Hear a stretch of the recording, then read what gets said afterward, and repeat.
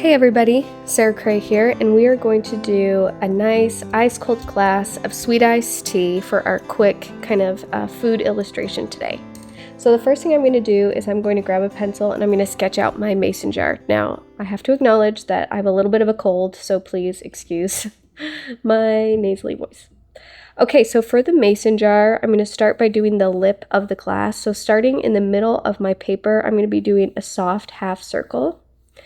And if you need to go back and forth a couple of times to get the angle right, there's nothing wrong with that. And then I'm going to go and do the other side of it. So it's a very narrow kind of oval.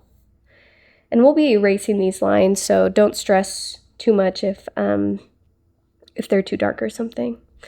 Okay, so now that I have the lip, I'm going to do the little kind of twist crease here.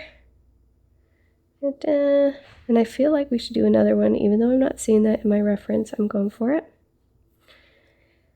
And then the jar itself just kind of comes out on either side. It's actually a pretty narrow, like it doesn't come out very far. It's just a little kind of boop, boop. And after you have it come out on either side, I'm going to go straight down. And notice that I'm doing lots of short strokes. This is called like a sketching approach. So I'm just kind of sketching my shape.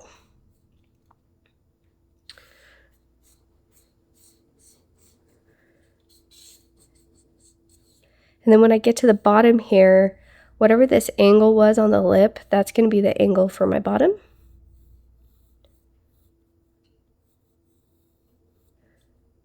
So jars actually do not have a straight bottom, they're pretty curved. So you gotta have that curve come up and meet the sides of your jar. And now that you have your shape, you can make any kind of adjustments that you need to, where it's just like, maybe this kind of goes in a little bit more and then goes out.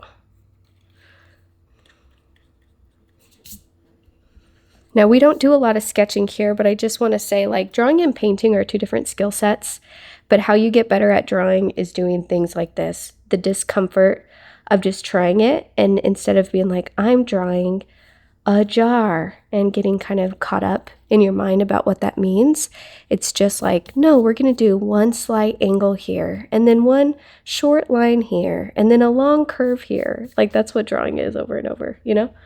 Okay, so I feel pretty good about my jar. And now what I'm going to do is I'm going to do a little lemon slice. So kind of circle like coming out here for my slice. Okay, that feels pretty good. And I actually might narrow that a little bit.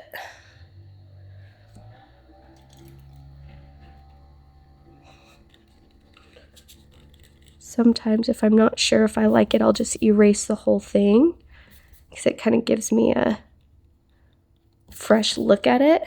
And then I can say, okay, I can see where this needs to be now. That's good. It's good enough. So much of drawing and painting is looking at something and saying, meh, good enough. Okay, and then there's going to be a little bit of a glare on this jar, so I'm going to just do a section here where that kind of left hand, I'm going to avoid painting this section here. I have my lemon slice. For my ice cubes, so ice cubes are really tricky. If you look at ice cubes in water, they're kind of like these funky shapes that are just a lighter value. So I'm not going to like go into a lot of detail drawing each one because there's actually not a lot of form here. It's a lot of different values and they look kind of weird. So I'm just going to remind myself visually that there's ice there by roughly putting in the shapes, and then I'm going to start painting.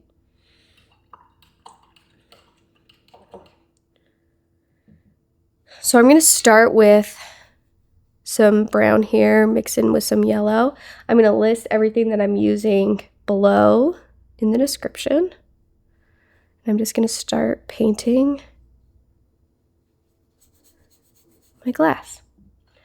Now the nice thing about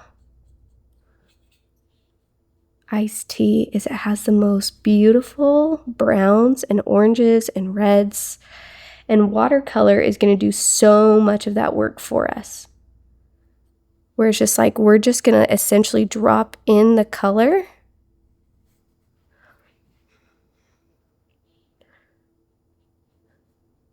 And let it move on its own. And then like, that's our job. And I'm going to do a little bit darker value here on the side. So while it's wet, I'm just going to be plopping in just pure kind of sepia here.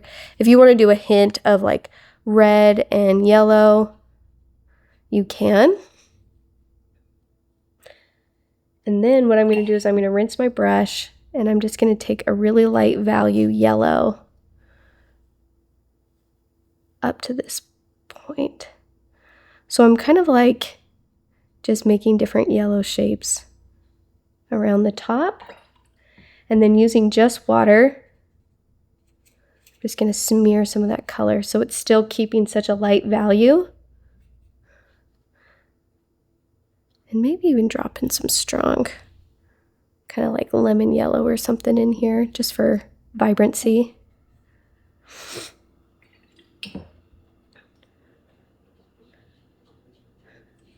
And if an area is getting too wet, you can just go in and lift.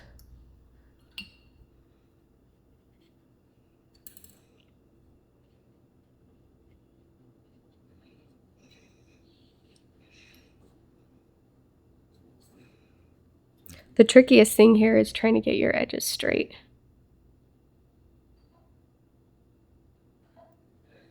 Okay. Well, that's looking pretty darn good, and that was just a few brush strokes. The other thing that you can do if you want your cup to feel a little bit more dimensional is you can actually lift some color out around where that base is. So I'm just taking a damp round 6.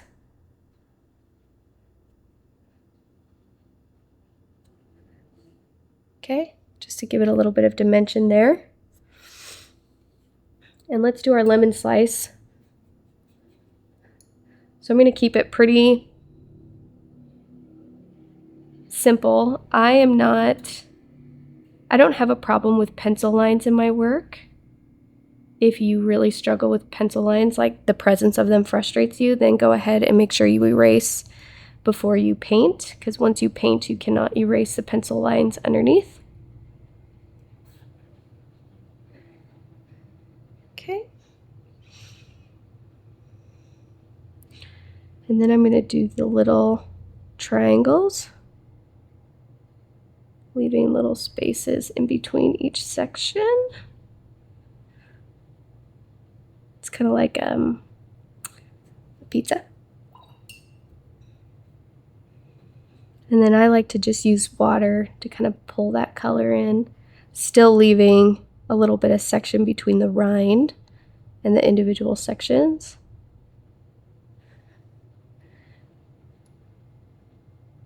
Okay.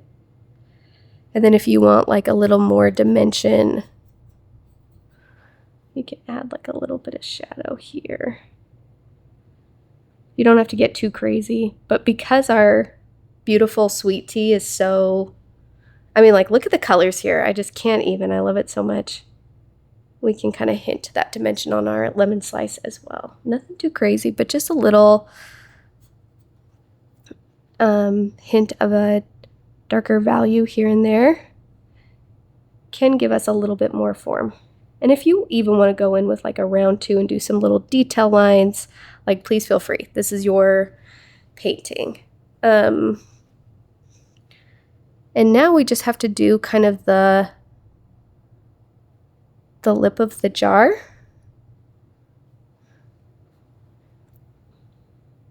So there's a couple different ways that you can go with this. If you want to go more photorealistic, then you would like take the time to look at all of the different values that's happening with the glass, and then paint the different values that are going across like the rim.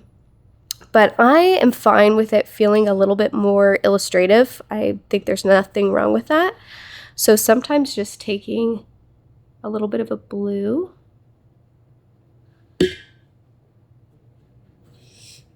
and that might be too dark.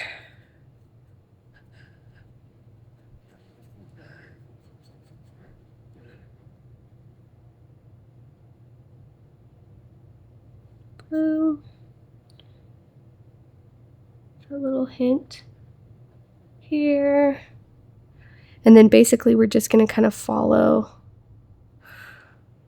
the rim of our glass here. Okay. And then I'm going to dry this. And if you want to do like a slight, really light blue wash right in here just to show that it's kind of going in somewhere, you can.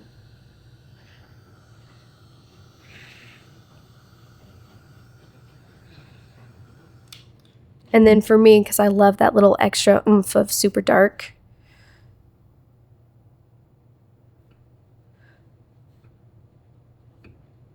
just mostly along the sides, I'm going to just do one extra hit of a dark value here. And if you kind of want to pronounce the bottom of your cup, you can kind of shape that and go around it.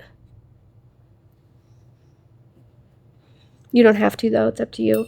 And I actually kind of really like the uneven bloom that happened during kind of like the wet on wet, so I'm not going to try and mess with that too much.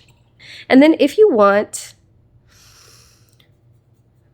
this isn't totally necessary, but one last little final step that you can do is you can take your blue, and if your jar is totally dry, then you can do like a little hint of a blue kind of edge for like the glass.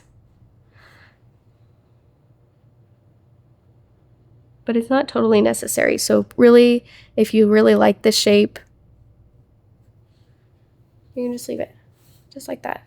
I can see that I got over my painting here a little bit on the left-hand side. I'm not going to worry about that. I'm not going to stress. If there's some pencil marks that you don't like after everything is dry, you can go and just kind of gently erase. And the really nice thing about these types of paintings too is like if you are frustrated with the overall shape, going in with a like micron pen and just doing a quick outline, it's going to give it like a more illustrative, fun, loose shape. So this is also an option, and this is true for whatever you're painting. If you're just doing like loose paintings like this, going back in and just doing a line over it can help shape your form. I actually am really happy with my cute little jar, so I'm not going to do that, but if you are feeling frustrated with yours, then try the pen.